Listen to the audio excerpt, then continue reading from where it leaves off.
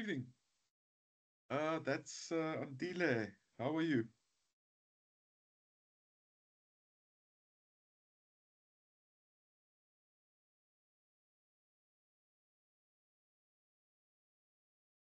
Right, good evening. People are signing on. Carla, good evening. Good evening, Doc. How are you? Good and you. I'm good, thank you. Right, so the audio is fine. I'm going to give half a minute for people to sign on. Then I'm going to start. The recording is running. I am recording this session. Um, so I think let's wait a minute and then we get right into it. I'm going to kill my camera. It's not necessary for the camera. And then we take it from there.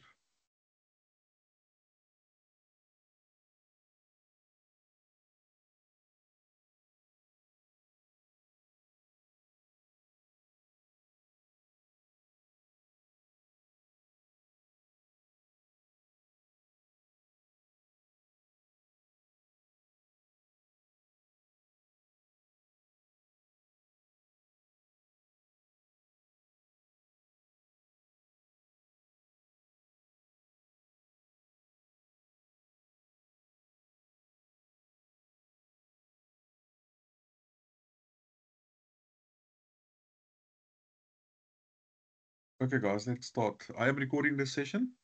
So there's a couple of things I want to talk about this evening. I'm just going to talk about, hey, good evening, Antile. Uh, Listen, the session is completely informal. If you want to say something, you're welcome. You can just turn on your mic. You can also raise a hand. You can use the chat window. I'll keep an eye on the chat window. So I'm going to give you an overview of research again quickly.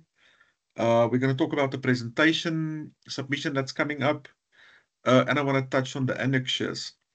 I am combining students from two campuses here. That is the online campus.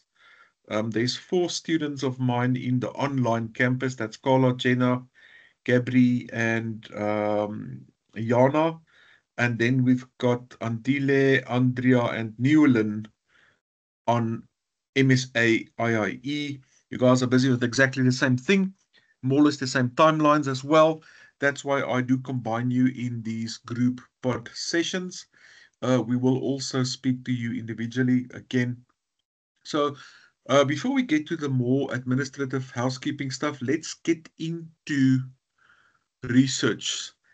You guys can see I'm sharing something there that I call the data analysis workshop. Is it visible? Can you see that? Yes, sir. Right, thank you. Um, Guys, you will see in my message, I said I was slightly concerned. Part two is not 100% finalized. But just again to reiterate this evening the seriousness of academic rigor in research, the seriousness of the responsibility that sits with you as the scientist to, with everything you say, with everything you type, with every argument you make, to maintain academic quality. There's no ways that you can um, interact with the subject material not knowing what you're talking about, or you're using certain constructs or concepts, but you're using it incorrectly, or you're using quantitative language in your qualitative study, or you say stuff, but you're not substantiating what you say, which leads to the conclusion, well, is that your own opinion? Um, Guys, academic writing is a different monster. It's a different animal. We have to speak as academics. There's no room for your own opinion. You have to put forward and formulate the argument. You have to integrate, substantiate, motivate. Remember, that's the things I said. You're integrating theoretical concepts with the topic at hand, the topic under investigation, the scenario we're giving you. You're integrating those. So it's completely different. When we talk about anything from our perspective, we at a social, we're sitting in a restaurant, we're talking about stuff. it's easy for us to put forward opinions. It's easy for everyone to say, I think this, I think that, that's opinions. But remember, in academic work, we need to put forward an educated contribution. We have to draw on and lean on sound academic sources that we integrate in saying what we want to say. Then we have to substantiate. You cannot say, in the day we live in, there's a growing concern about internet security. That sentence, it sounds like common knowledge, but it's not. If you give me a sentence like that, and you say in the current day there's a growing concern about internet security, that sounds like your own opinion.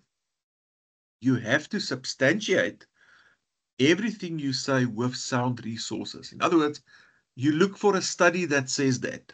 Now you can say that sentence and you say, Watson 2025 said that. Now it's an academically supported or substantiated statement. Even though things look like common sense to you, in the academic world, we don't roll like that. You have to substantiate things, even if you think it's true, or you think, well, other people will agree with it. Use academic sources to substantiate and then motivate. Guys, you have to motivate, especially in your research methodology sections. You have to convince me that you know what you're talking about. If I'm looking at a cook, at a chef in a food program like Master Chef, and there's someone like Gordon Ramsay who's a real expert cooking something, he will tell you, put your plate at this temperature because your meat can burn. Add a pinch of salt, but don't add all of it now. Test it and then you do it. He will motivate what he's doing. He'll give you a reason why he's doing what he's doing. Now, I want you guys to also sort of see in your mind's eye, you are there, you are talking to us. Can you put forward a convincing display that shows me you know what the heck you are doing? You know what you want to do, you know how you're going to do, you know where you're going, and you know how you're going to get there. That's what I want to see. That's the vibe I want to pick up. I don't want to see you interacting with concepts from a distance. By that I mean, I don't want you guys to talk about stuff, but I get the impression you don't really know what you're talking about. It's like you're sitting slightly on the outside and you're talking about stuff, you're talking about sampling techniques. But if I read your work, it sort of looks to me that you don't really convincingly sound like you know what you're talking about. Guys, you have to do research. You have to show me, you have to demonstrate to me that you know what you are talking about. If I wake you up at 2 o'clock at night and I ask you, tell me about your study, you have to have it on your fingertips. If I ask you, why are you using this method, not this one? Why is this your paradigm, not this one? You have to be able to motivate. Well, this is the reason I can motivate it. And you've got references to support what you are saying. So integrate theory plus case, substantiate, sound resources, motivate. You can say what you want to say. Can you motivate what it is you are saying? All right, guys, we're working toward the presentation and proposal, and all of that's going to come to the next phase, which is your data collection. I'm saying here, why is quality data so important in research? Folks, it's really the crux of your study. Listen, we are pressed for time. So if you come to a place where you've done your data collection, you come back and you find yourself in a situation where you say, oh my goodness, there's not a lot of depth in my data. I did a lot of talking and a lot of transcribing and so on, but my goodness, there's no substance in my data. There's lacking depth in my data. What are you going to do? Guys, we don't have time to say, let's redo it. So this whole roadmap that you're going to give us now, to take you into the next step, which is your data collection, is really at the heart of your study. Without your data, without your primary data, you do not have a study to begin with. All right. So your data would be the grounds for scientific evidence underpinning your findings. Your data is the basis for creating new knowledge. Remember, guys, I told you at the beginning, undergrad, it's about learning knowledge. It's about getting knowledge into your head. Postgrad, It's about creating knowledge. You are going to create something we didn't know. We don't know the answer. There's a blank page. There's a question mark. There's a research gap. If you don't do your study, we don't know. There's an unknown void that you are going to fill with new insight. So that's what you're doing as a postgrad. And then you're going to compare your findings based on your data to the work of other contemporary scholars. In other words, you're going to close the loop. You're going to say, these are the themes that I discovered. Well, obviously, you're not going to talk in first person at all, but this is how it compares to other findings. I maybe discovered additional themes, or there were some prominent contemporary themes that I didn't see in my study. You're gonna compare and contextualize your work against contemporary literature. Academic rigor is at the heart of sound data collection, guys, and analysis. Whether it's quant or qual, they are equally rigorous. So you guys, the 7 of you, are all doing qual. Sometimes people think, when you're doing quant and you're using stats and formulas and maths, that's academically rigorous. Not true. Qualitative is as much equally academically rigorous. It's the same level of academic rigor, the same expectation of academic quality. Scientific objectivity, guys. You are doing this research project, but your voice and your opinion is not what we are looking for. You are scientifically conducting the research, and you are accurately reporting on that research. Guys, be careful. Don't let us catch you out where you want your voice or your agenda or your opinion to come through. We will say, listen, you are manipulating your study. You are manipulating your data. We're going to catch you out. You've got an agenda that you want to see come, work out in a certain way, or you've got preconceptions about the outcome of your study. Please avoid that. You'll see the highlighted phrase I put down here is scientific objectivity and credibility. Are you too involved in your study, or are you displaying scientific objectivity where you're standing on the outside and you report? Maybe you don't agree with the findings. Maybe you don't like the findings. That doesn't matter. You have to report on that scientifically as a researcher.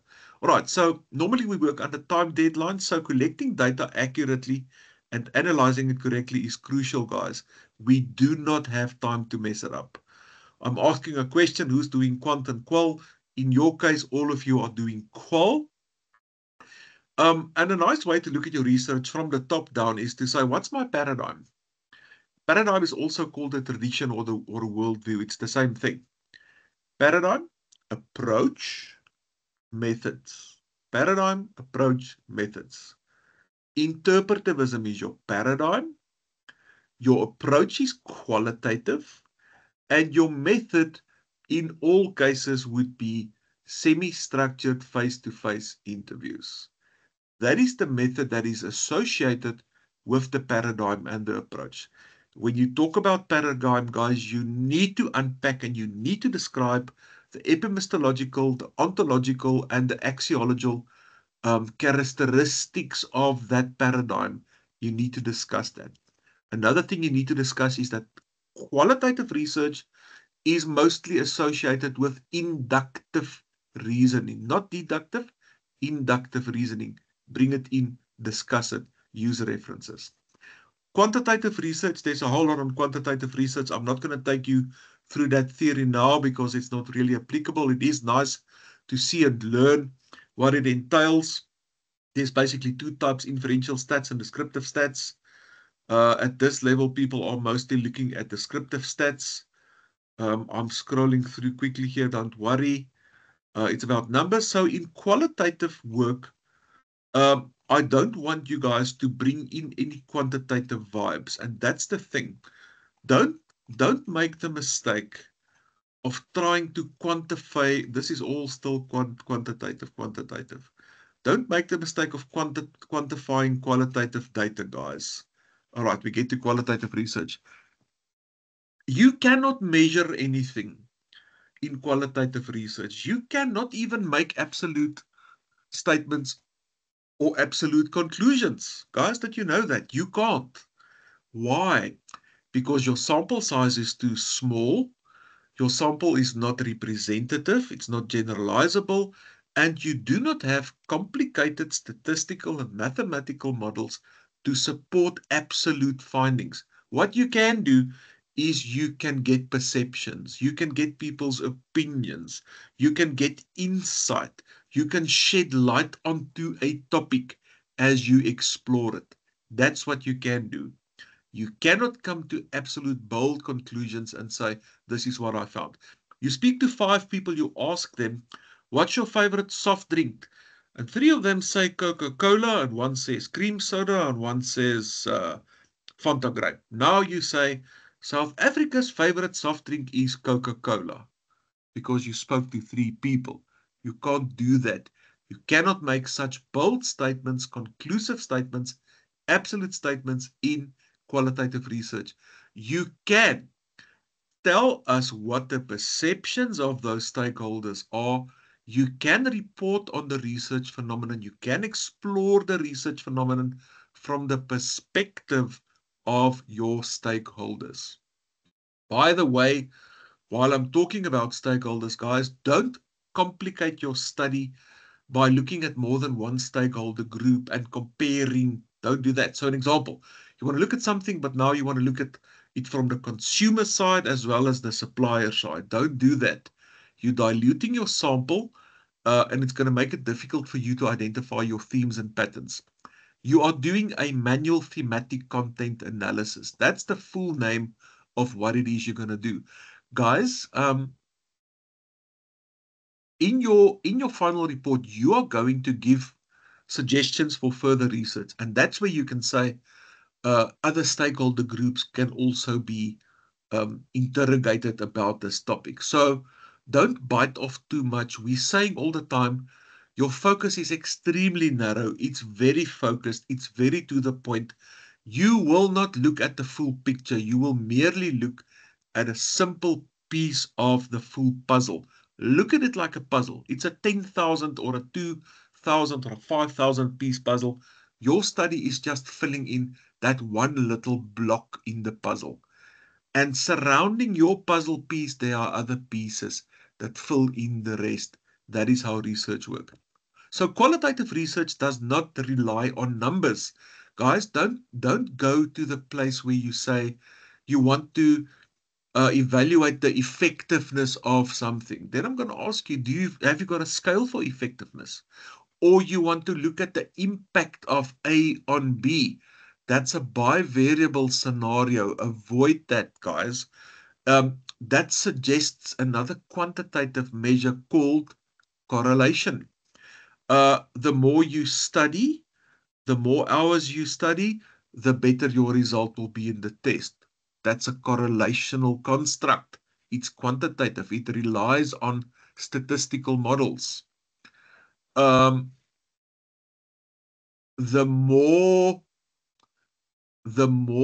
how shall I say it?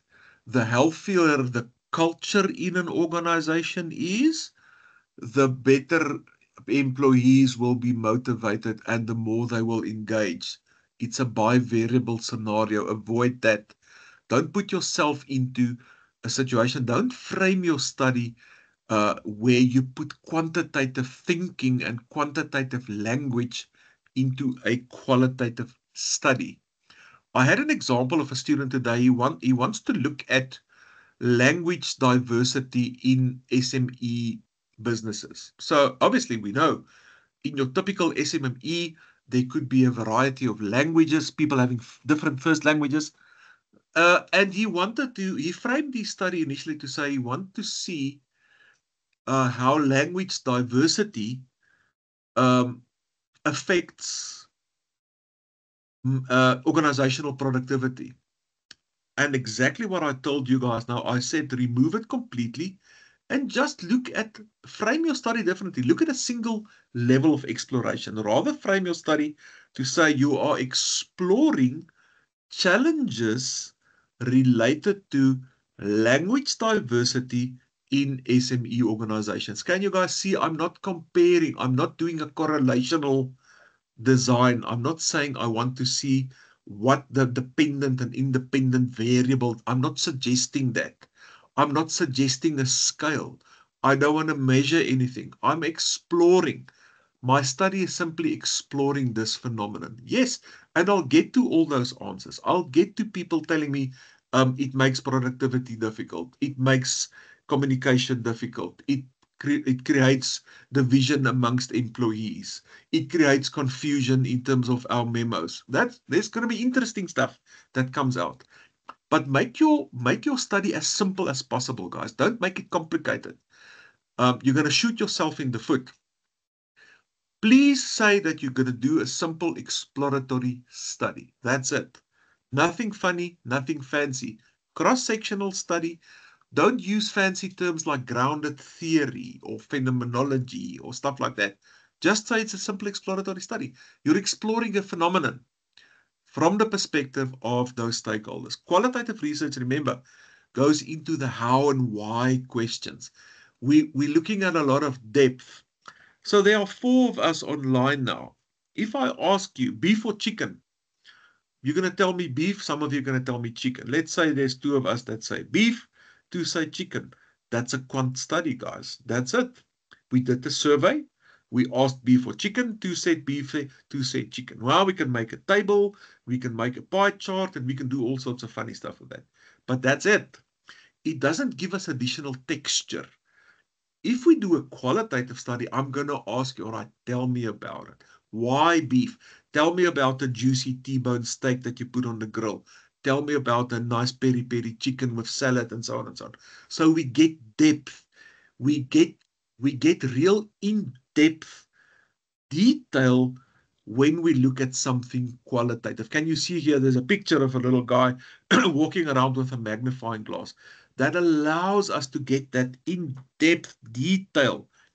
And that's a qualitative study, and that's what you guys are doing. So we're not asking absolute questions. We want to see whether influencers affect marketing, yes or no. No, we can't ask that question. Why? Because we don't have the statistical models to give us a valid and reliable outcome to make such a statement, but we can say how. We can say, how does influencers influence Gen Z marketing decisions or that sort of thing?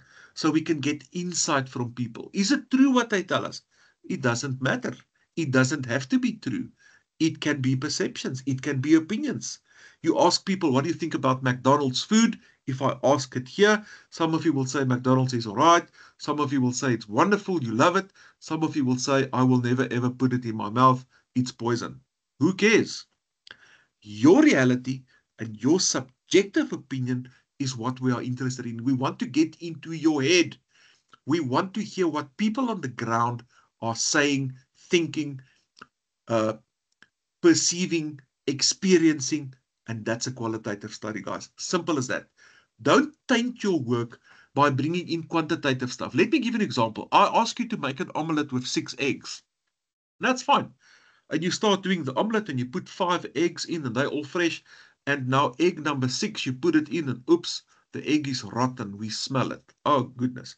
Can we eat an omelette with 1 rotten egg in it? We cannot. We have to throw the whole omelette away because there's 1 rotten egg, even though there were 5 that were good, fresh, no problem. There was a rotten egg and we had to throw away that omelette. Guys, don't spoil your whole study by bringing quantitative stuff in there that spoils or taints your study. It's like looking at a clear glass of water and then you take an ink dripper and you put a drop of blue ink or black ink in it. It's going to taint, it's going to discolor, it's going to disrupt your whole study. I hope this helps you guys. Please listen to this. All right. You guys are going to immerse yourself in the data and you're going to do a manual thematic content analysis. You're going to see those themes and patterns emerge that give language from the perspectives of the stakeholders. That is what the qualitative study does. Right, very important. When we do qualitative, guys, please make sure you understand what confidentiality and anonymity means. You cannot guarantee anonymity. Why? Because you know who those people are. You're going to know their names. You're going to address them on their names. So they are not anonymous to you, but they are confidential. Anonymity is different. When we do a quantitative study and we've got a survey that's somewhere up on the internet, someone comes in, they don't give any identification labels, they just tick a couple of monkey puzzle questions or Likert scale questions, and the survey processes the data. That's anonymous. We don't know who they are. We will never know. We don't know who said what on that survey. It's completely anonymous. What you guys can do is you can say, listen, we're going to know who we spoke to. We're going to know the identities, but we guarantee that we keep it confidential. Another thing, guys, in qual, we refer to participants. In quant, we call them respondents. In qual, we refer to an interview schedule. That's the thing where we ask our interview questions. In quant, we call it a survey or a survey questionnaire. Don't mix the language. Don't use quantitative language in a qualitative study. You're going to lose marks, and you're going to display to me that you don't really know what's going on. All right, example. I want to find out what people on the ground think about braaiing. Yes, the activity we all love so much, especially with summer approaching. Summer is not approaching, but right.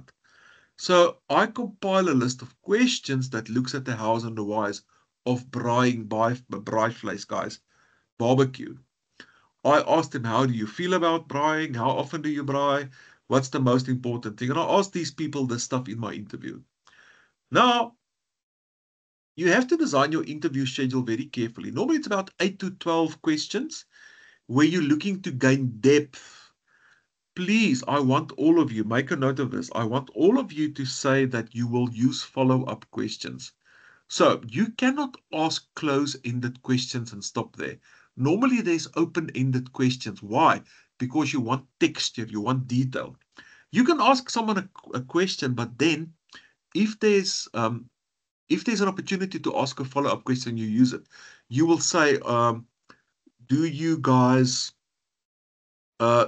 are you guys happy with the level of training in this company? Yes or no? You can't leave it there. You have to say, tell me more. Why do you say that? How does it make you feel? How would you like to see things play out? Can you see you have to dig? You have to mine. You have to be intentional to get into those people's heads. So you have to have a good set of questions, interview questions, 8 to 12 or so. And you have to be clever in how you administer that interview. The person has to trust you. They have to feel safe. They have to be opening up to you and give you the data that you want. Important, right? So your skill plays a role in how your interviews will go down. Are you making these people uncomfortable? Are you making them feeling, they don't trust you completely. They don't want to put their jobs on the line and so on. So they're not going to really tell you the truth or are you setting the stage for them to be open and transparent? All right. You're going to record your interviews. Guys, you have to sign permission for consent to interview and to record it. You're going to transcribe it manually. You yourself, you're going to transcribe it. You're not going to ask your younger brother to transcribe this. You're not going to use software. You're going to transcribe it. And then you're going to analyze it to identify those themes that come from your global database. All right. So, for example, I now did my questionnaire, my interview questions, not questionnaire. And I've got my database and I've listened to the recordings and I've made my transcriptions. And now I see there's 3 themes that comes to the surface. Theme 1. The heat source is most important. That's what these people said.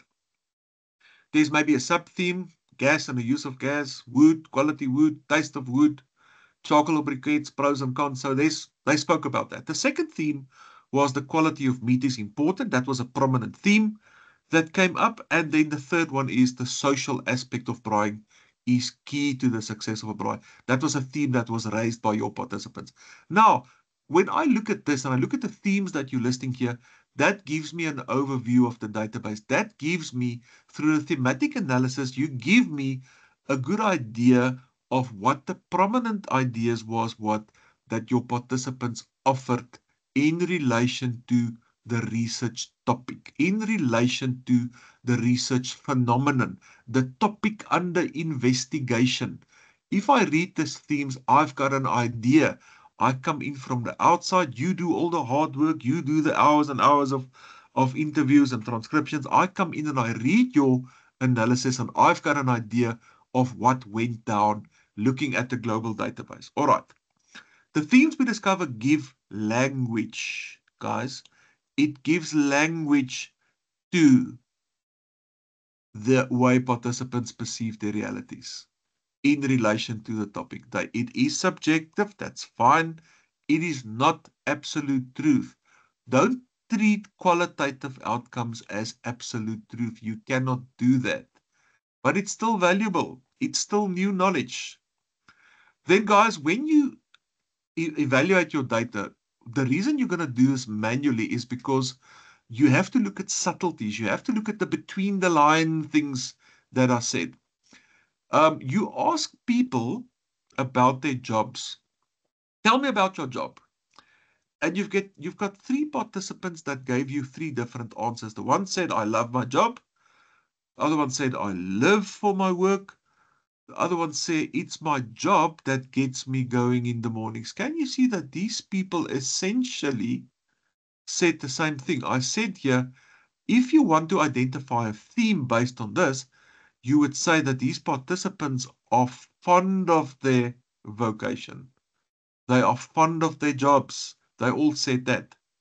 But if you look at the hard coding, mechanical way of analyzing the data, you're not going to pick up on the richness of your data, because these people use different linguistic frames to essentially say the same thing. That's important. Important that you take note of that. That's why you're going to immerse yourself. You're going to look at the data. You're going to listen to the recordings repeatedly. You're going to read your transcriptions, and you will see the themes sort of come to the surface. When you work with qualitative data, please don't quantify it. You can't rank them. You can't weigh them. You're not going to count anything. Why? Because it doesn't carry any underlying statistical significance. So please don't treat qualitative data as quantitative measures. You can't do that. All right. Back to the braaiing example. One person said, I only eat lab-produced protein alternatives. Guys, is that going to be included as a theme? No, it's not. It's just something that was said. You're not going to include that as a theme. Why? Because it wasn't a prominent point that was raised in your global database. What about validity and reliability? Be careful. Don't use those terms because they are associated with quant again. In qual, we use terms such as trustworthiness, credibility, transferability, etc. It's in your textbook. That's what we will use to look at the quality of the actual data and the findings. All right. Remember, qualitative data is always subjective. I can do a same study with the same group of people a month from now, and I can get different results. That's fine. It's always subjective. Quantitative data, different. You're not going to get different results every time. If you're looking at exact sciences and you look at chemical formulas and you put 2 substances together in a laboratory, you're going to get the same result every single time. So qualitative work is always subjective. I can ask you something today. How do you feel about this? I can ask you the same question a month from now, and you might feel completely different about something. So that's fine. Now with large data sets, guys, we can use software to analyze the data. But I don't want you to use software at all. I want you to do it manually. Large databases like call center. So call center, 100,000 calls. And now we analyze that with software. We're looking for swear words. We're looking for words of appreciation. We're looking for brand names. And the software can do that for us. But it's a massive big database, guys. Your database is small. You're going to work with your database manually. So don't use software to analyze your data. Very important. Qualitative findings don't allow us to make absolute statements. It don't allow us to discuss the relationship between variables. And important, we cannot generalize our findings because we do not have a representative sample of the population. But qualitative research is designed in that way. So when you talk about limitations, be careful. Don't tell me it's a limitation that your study cannot be generalized. It was not designed for that. It's like me saying, listen, guys, I bought this wheelbarrow and I was so disappointed because when I wanted to fly down to Cape Town, my wheelbarrow couldn't do it. Are you going to laugh? You're going to tell me, are you silly? That is not what the wheelbarrow was designed for. The wheelbarrow is designed to haul stuff around your garden. Yes. The Airbus 380 you see here was designed to haul around passengers on long distance flights. So limitations, you battle a lot with that. It's something that's outside your control, like cost, access, that sort of thing. Don't make yourself look bad. All right. Data saturation, you have to address it, guys. So please, in your proposals, you already have to talk about data saturation in your presentations. Tell me how you will aim to achieve it. Normally, research says that it's reached between 7 to 12 participants. Guys, you're going to aim for 8 to 12 interviews. So at least 10 interviews. And you're going to try and achieve data saturation. Tell me what data saturation is and how you will try and achieve it. We're not going to penalize you if you don't achieve data saturation, but we will penalize you if you don't discuss it. Limitations, do some research on what limitations are. Don't shoot yourself in the foot and make yourself look bad by saying people will not be truthful and honest when they talk to you. Then I'm going to ask you, well, why not? Then it means that you didn't put them at ease or you didn't create a safe environment. Don't say stuff that puts you in a bad light. What is limitations, guys? It's stuff that's outside your control. What is delimitations? Please, you have to address that as well. Delimitations is boundaries. It's the scope. This is my research. This is the boundaries or the scope that my research entails. Please go and do some research on delimitations. You have to bring it in. All right, quickly. What does qualitative work allow us? It allows us to know what people think.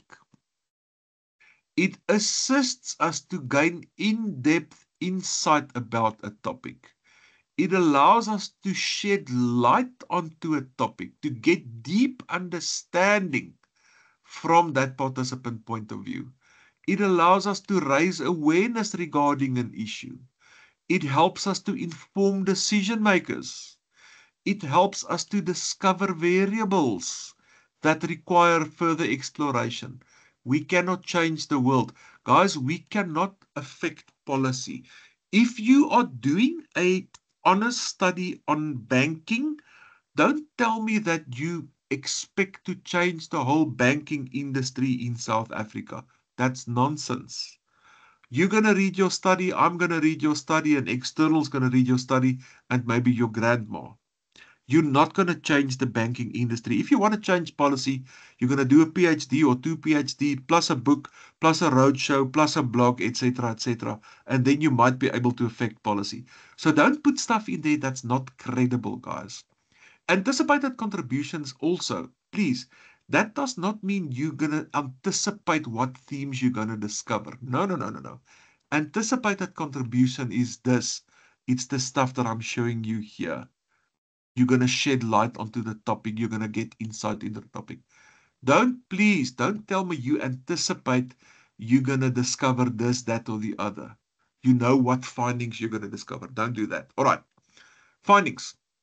Your findings must be discovered scientifically, guys. Research is rooted in science, in your methods and execution. Be careful. Explain to us how you're going to do it and execute it well. You're going to present your findings in a way that is logical, clear, and makes sense. Don't go overboard. You're going to interpret your findings contextually in relation to the research problem and the research question. So you have to bring your findings into context of addressing the research question. Have you addressed the research question? Did the findings help you to address the research question?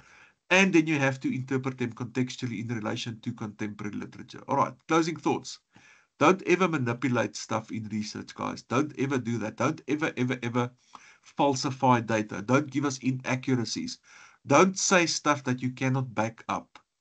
Very important. Accept responsibility for your project, folks. It's a sobering truth, but you are accountable for every word you type out in your research. You know, when I look at a submission and ask you this sentence, what do you mean by that? And you say, sir, I'm not completely sure. I don't exactly know. I say, well, you typed the sentence. You are responsible for that. You put that in there. You use the word here. What does this word mean?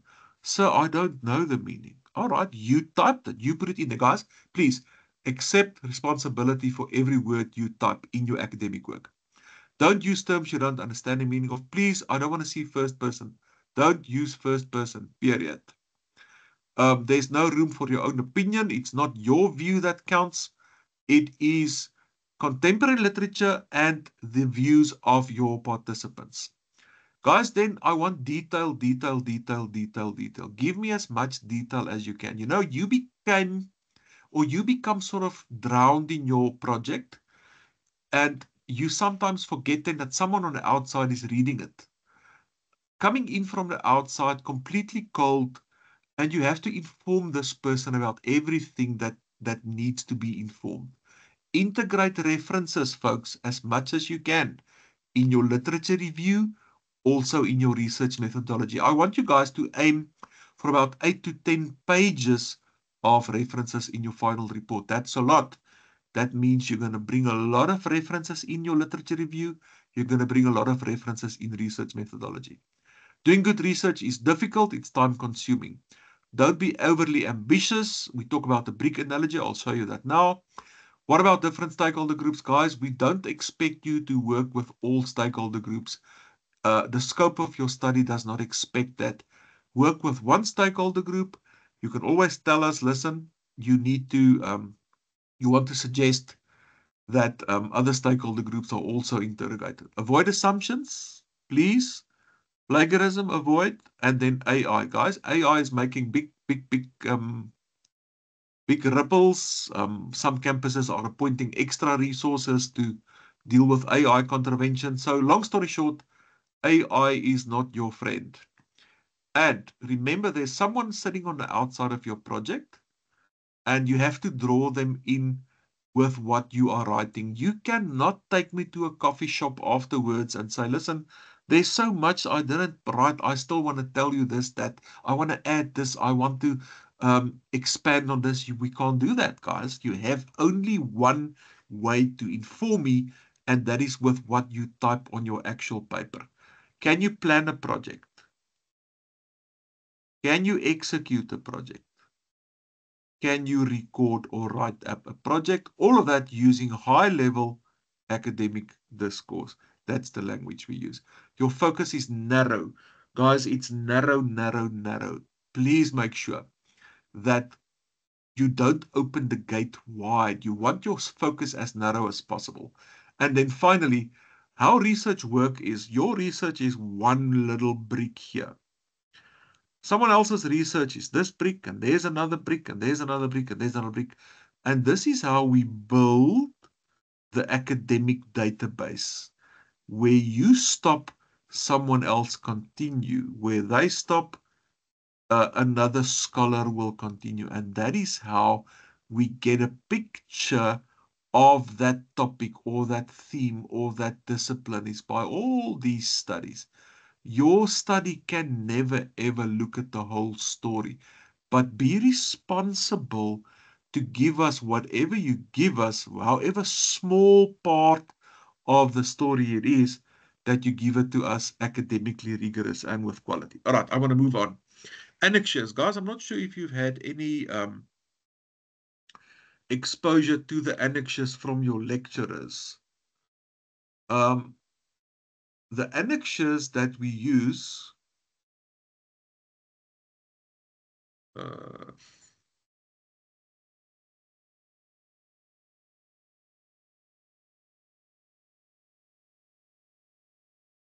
will include this one. You need to attach this to your proposal. This is institutional documentation, where you have to adapt, modify, or customize these annexures. So you're going to put your name and your details in here. You're going to put this template in your proposal, and you're going to tell us how you're going to use it.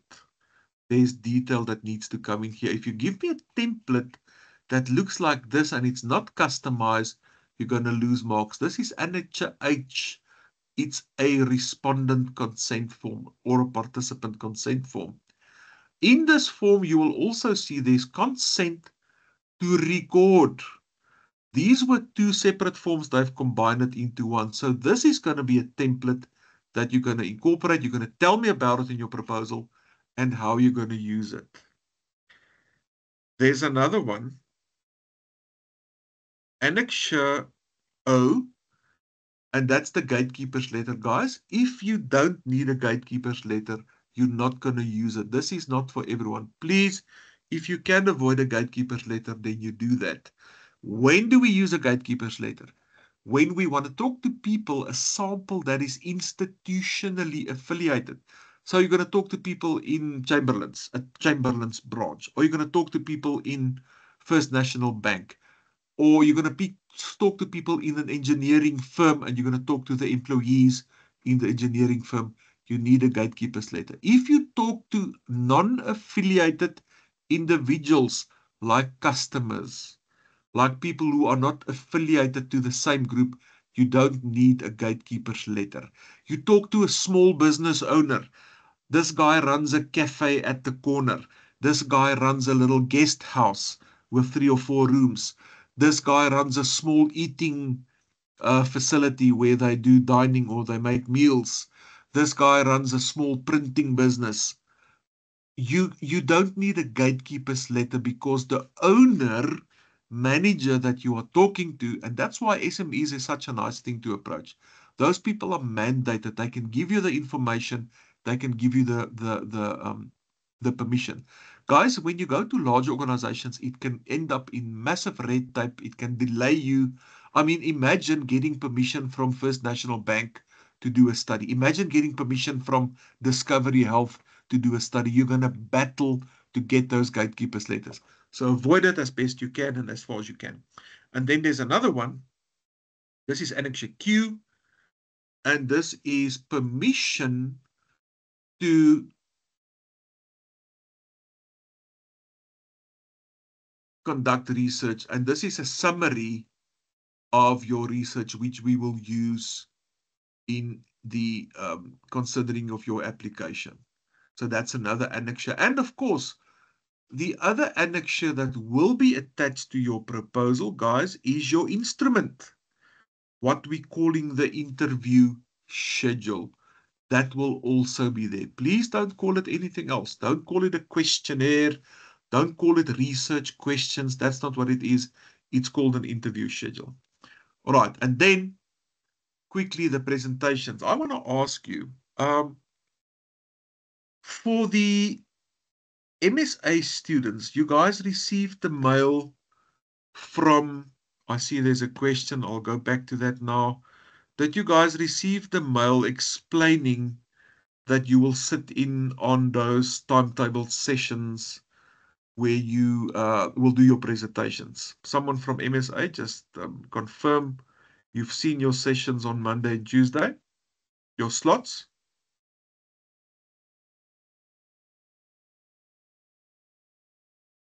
Andrea, you want to ask a question, so you can unmute and you can ask and you can somehow answer that that question.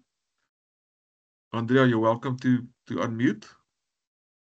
Yeah, thank you, sir. Yes. For the question that you just asked right now, I'm trying to scroll through my email to just see if I didn't miss anything because I haven't seen it so far, or maybe I didn't pay attention, so I'll Please check it pay again. attention. So MSA guys, you work with Cynthia. So there was a mail sent on the 9th. Dear students, and they're telling you guys that you're gonna sign on Monday the 19th and Tuesday the 20th on both days. And all students must attend all sessions. So please make sure you see the mail from Cynthia, guys. They've given you your time slots in that email for MSA. I'm not talking online, I'm talking MSA. So Okay, online, I found it, sir. fantastic. Please look at the attachment. You will see, MSA guys, you will see that Monday the 19th and Tuesday the 20th from 5 o'clock on both days, you guys are going to sit into that meeting and there's a specific slot allocated to you where you will do your presentation. So please don't miss that. That's the chance where you have to do to get your presentation. I will mark it and of course the rubric will apply. Please, please, please. This is a crucial email. It's important. You will see your name and you will see the allocated time slot that MSA gave us. You had a question also, Andrea. Your hand was up. Yeah, so it was with regards to the different annexures that you were showing. So if like we have a specific annexure that is like that's related to us, should we include it directly inside the assignment, or we should just like the previous one, we should just like um submit the document as a separately? Okay, in this case, you're going to attach it to. So these annexures, where you put your templates and stuff in, you're going to attach them to your main document. You're going to list them as annexures in your table of contents, and you will say, annexure whatever is the template for personal consent. Annexure whatever is your interview schedule. So you will make reference to them in your proposal document, and you will attach them to that very same document. Does that answer your question? Yes, sir. Thank you. Okay. So we're putting it inside the document. Yes. Do you Yeah, guys have okay. access to these documents? Has your lecturer or have you been do you have your hands on these annexures? No. So that's probably something I'm going to help you with to see that you get it if you don't get it from your campuses. Uh, and then it's very important that you explain to us that you are aware of them and how you will use them, and that you modify and customize them in your own proposal. All right. Presentation. So in Cynthia's email, MSA guys, you've got your slots. Online guys, I'm earmarking, so I'm busy in this presentations on Monday and Tuesday. Wednesday I've got class, so I'm looking at Thursday. I'm talking to my online students now.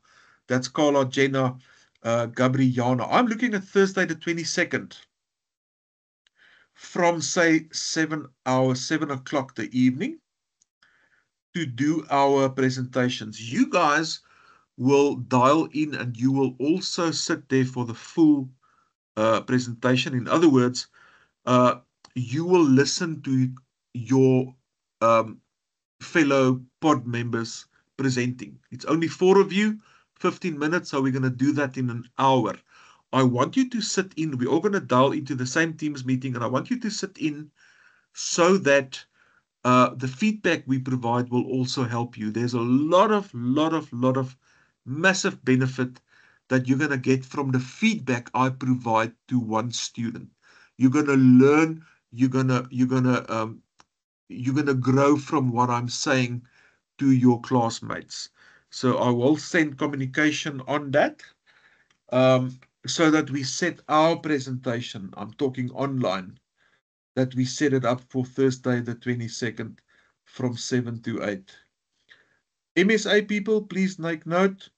Coming Monday the 19th, Cynthia scheduled those. Those are not negotiable. That's the way it is.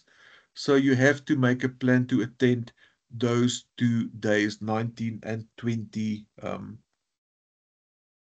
May. I just want to make a note here to send the annexures to my students so that I can see if I can make it available to you guys. All right. That's the story of annexures, guys. You have to include it. So presentation, let's look at the presentation rubric quickly. You guys all have this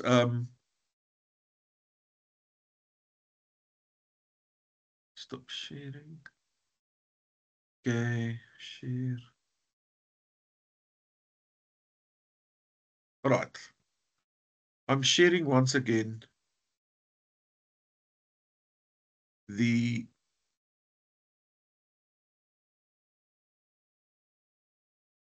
presentation rubric. My computer looks a bit funny now. Can you guys see me sharing the presentation rubric? Yes, sir. You can see it. All right. So there we go. There's your presentation. You're going to use visuals. The biggest advice I can give you is you have to come prepared, guys. You have to know what you're going to talk about. We can ask you questions. Don't get caught on the back foot when we ask you questions and you don't know, and you and ah, and you don't know. You have to know by heart what it is you're going to talk about. And if we ask you or critique you or confront you, you don't have to stress or worry because you come prepared. You know what is what. There's nothing uncertain about what you are trying to achieve. There's your maximum 15 minutes. So we will cut you short. Normally it takes about 6, 7, 8 minutes. And then there's time for questioning. You'll see the rubric is made up of 40 marks for the actual content you give us. And then there's 20 marks each for organization of your presentation. Is it well organized? Is it in order? Does it make sense? Is it logical? Do you follow some sort of structure? 20 marks. Your delivery, are you prepared? Or are you not well prepared? Are you engaging? Are you challenging us? Are you very limited in how you deliver your actual presentation? And then there's 20 for visual design. Are you giving us cluttered slides and we can't read it? Or there's too much images and graphics and special effects that is distracting? Or are you giving us something that is visually appealing? It's clean, it's simple, it's easy for us as audience members to follow. And there's 20 marks for that. Total marks 100. Guys, the purpose of the presentation is to prepare you for the proposal which will follow towards the end of May.